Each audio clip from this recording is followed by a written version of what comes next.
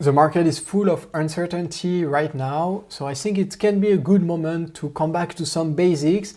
And I prepare in this video my favorite quotes from some financial books from Howard Marks, Jeremy Siegel, that will be very important to remind yourself in this period of great uncertainty, and of course to become a better investor in the future and to take advantage of this moment. So the first one is about the death of equity. Okay, in investing, everything that's important is counterintuitive, and everything that's obvious to everyone is wrong. Okay, so the story here is about the 1979. There was a market crash. Okay, and the Business Week magazine published an article, "The Death of Equity," saying that people gave up on stock. People didn't pay attention to this anymore. They didn't trust it. Okay, the trust was lost. Here, have you been an American stockholder meeting lately?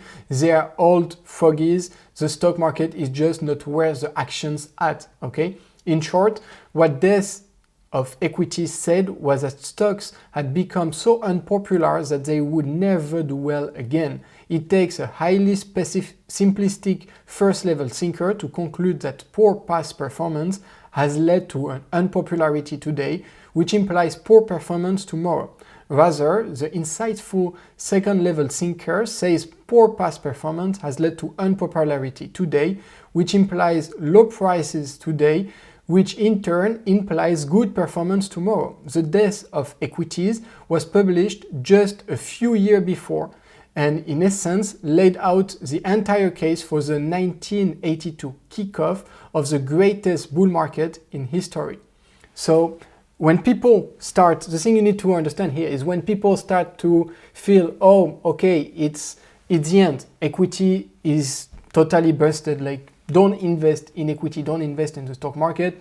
Now everything is different. The trust has been broken. We're seeing something which is the first time in history. You cannot trust the market anymore again.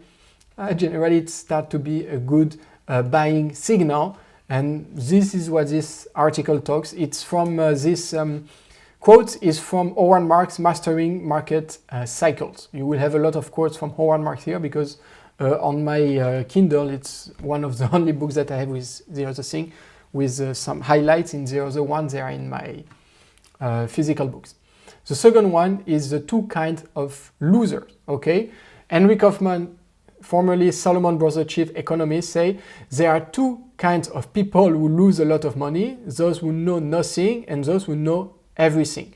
And it's something that we say a lot on the stock market, that nobody knows. The truth is, nobody knows. You can make all the models that you want, you can do all the research that you want. The truth is, nobody knows how tomorrow will be. We don't know what can happen.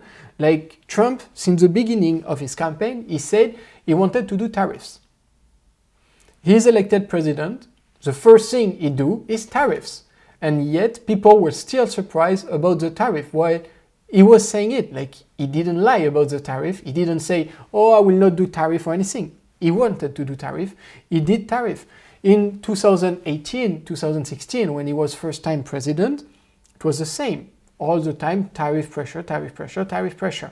So here we're a bit experiencing this, the fact that if you think you knew everything, that no, it will be fine, that the market already priced the tariff and so on, you will be busted probably, especially if you use leverage. Now, maybe we can do the same now. Okay, tariffs are very problematic. The earning will never go up again. Maybe they will go up again. We don't know. We don't know. Maybe he will find some solution. He will make some deals, like he likes to say, and the tariff will not be a problem anymore in 6 months. We don't know. Okay, maybe the tariff will be more of a problem in 6 months, maybe less. The truth is we don't know, and the problem comes with the certainties that you know. When you're absolutely sure that you know, you may find a big trap for you on the market. So try to always be learning. Try to always be learning, always be open-minded, and get as much information to make the best decision possible for your portfolio. Third one is popularity equals danger. I wrote just before that bargains are most often found among those things that are hard to comprehend, uncomfortable, and easily dismissed by the crowd. Short-term investment performance is largely a popular contest, and most bargains exist for the simple reason that they haven't yet been taken up by the herd and become popular. On the contrary, assets that have performed well are usually the ones that have gained in popularity because of their obvious merit and thus have become high priced. So here it's a bit the same that what happened in the death of equity. It's like if an asset is so popular and you want to start to invest now, it's probably too late for you. The train already passed. You should probably try to find something which is way less popular and something where people didn't price in, and is not already high valuation. We can think, for example, of Nvidia a few months ago when it was super high. Now it's way less high. It can be again a good opportunity, but few months ago, everybody was saying, yeah, Nvidia is the future. It became like, what, 60 PE ratio, 70 PE ratio. I think it even went to 100 PE ratio at some point before some earnings. So yeah, it's probably everything is already priced in. We have potentially the same with Tesla when it's super popular, and everything keep buying Tesla to put it to a 200 PE ratio. Why? It's all based on maybe tomorrow it will be great. So try to avoid popular company, popular stocks, popular assets, because generally when it's highly popular, the return that you can have will be way lower than on assets that are not popular. And also keep reminding something, that when a company is going down, when the stock price is going down and the profit of the company are continuing to go up, you technically reduce your risk. So reducing your risk is something very important, especially when you get into something totally undervalued. Okay? Now it's about uncertainty from Jeremy Siegel. The stock market hates uncertainty, which is why even the jar investors from their customary framework for analyzing the world can have devastating effects. September 11 serves as a perfect example. Americans were unsure that their terrorist attacks means for the future. How severe would a drop in air travel or any travel be? How big it will be? Approximately 600 billion tourist industry tech. Unanswered questions generate anxiety and declining price. So this is kind of what's happening now. A huge uncertainty. We don't know. And now we have uncertainty and volatility because it's going down. You can, as the market open at minus 5%, and at the end of the day, you have plus 3%. And at some point, it was plus 6% also. So it's go up or go down, go up, go down. Every time that you have an interview, every time you have a new tweet or anything like this, you have something happening on the market, and it's extremely volatile. Absolutely nobody knows what will happen. Some people think Trump will retract with the tariff. Some people think he will do it.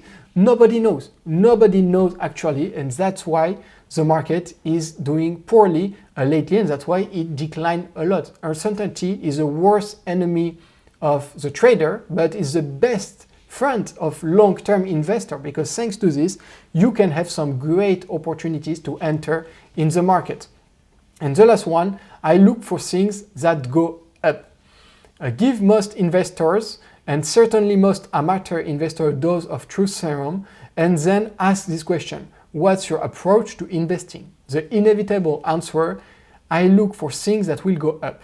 But the serious pursuit of profit has to be based on something more tangible. In my view, the best candidate for the something tangible is fundamentally derived intrinsic value. An accurate estimate of intrinsic value is the essential foundation for steady, unemotional, and potentially profitable investing. Value investors score their biggest gains when they buy an underpriced asset, average down unfailingly, and have their analysts proved out. Thus, there are two essential ingredients for profit in a declining market. You have to have a view on intrinsic value, and you have to hold that view strongly enough to be able to hang in and buy even as price decline suggests that you're wrong. Or yes, there is a third, you have to be right. So the last one is pretty good, but when you buy undervalued stock, you need to accept that it will not rebound immediately, because it can continue to go down 10, 15, 20%, eventually 30%. You don't know. You don't know the future. The only thing you know is, okay, you did your math, you did your research, and you think it's undervalued. So great, you think it's undervalued, you buy. But then you need to be very strong in your mind. You have to have a very good mindset and a very strong character to be able to continue to buy, to be able as well to look potentially at everybody around you gaining money or not losing money.